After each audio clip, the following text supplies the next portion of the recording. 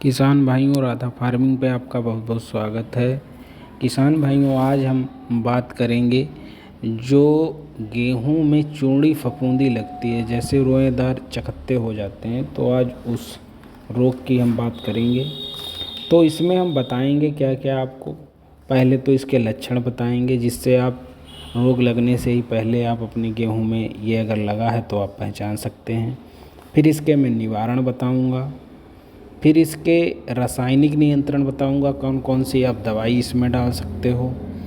और इसमें मैं जैविक नियंत्रण भी बताऊंगा कि आप अगर केमिकल वाली दवाई नहीं इस्तेमाल कर सकते हैं तो आप जैविक कैसे नियंत्रण कर सकते हैं, जैविक तरीके से। तो चलिए किसान भाइयों, शुरू करते हैं। किसान भाइयों, अगर अभी तक आपने हमारा चैनल नहीं सब्सक्राइब किया तो प्लीज़ सब्सक्राइब करें।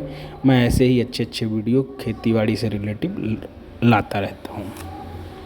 तो किसान भाइयों, अब हम बात करेंगे इसके लक्षण की। तो इसमें जो किसान भाइयों लक्षण जो इसके होते हैं, पत्तियों, तनों और बालियों पर सफ़ेद रोएदार चकत्ते नज़र आते हैं। कुछ फसलों में चकत्ते बड़े उभरे दानों के रूप में दिखाई सकते हैं। रोग बढ़ने पर ये चूर्ण क्षेत्र धूसर तांबे के रंग के हो जाते हैं।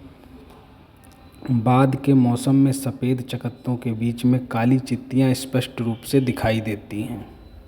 सघन बुवाई, नाइट्रोजन का ज़रूरत से ज़्यादा इस्तेमाल और एकल कृषि रोग के विकास को बढ़ावा देता है। तो किसान भाइयों, ये इसके लक्षण हैं। अब मैं इसके अगर निवारण की बात करता हूँ किसान भाइयों, तो नंबर 1 है, यदि उपलब्ध हो तो प्रतिरोधी किस्मों का चुनाव करें।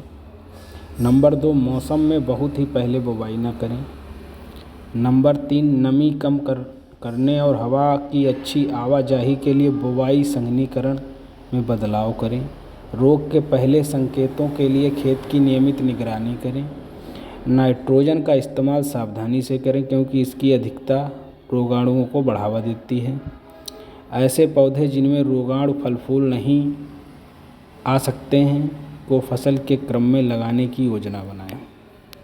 अब किसान भाइयों, मैं जो बताऊंगा आपको जैविक नियंत्रण। किसान भाइयों, जैसे बहुत लोग किसान भाई हैं हमारे, तो कहते हैं आप रासायनिक नियंत्रण बताते हैं, जैविक बताइए। तो इसीलिए मैं अब जैविक रासायनिक दोनों बताऊंगा।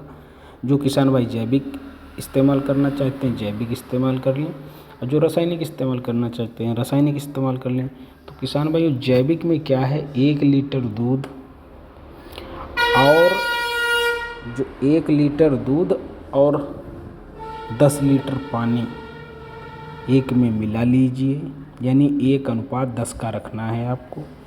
और इसको हर हफ्ते छिड़काव कीजिए जब तक रोग पूरी तरह से खेत में नष्ट नहीं हो जाता है। ये आपका जैविक नियंत्रण है।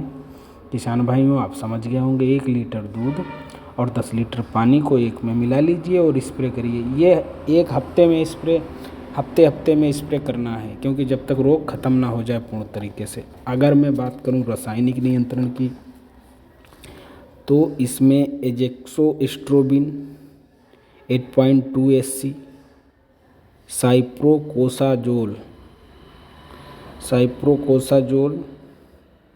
7.3 SC, तो ये दवा आप इस्तेमाल कर सकते हो। बायर, गोदरेज दोनों कंपनियों की आती हैं।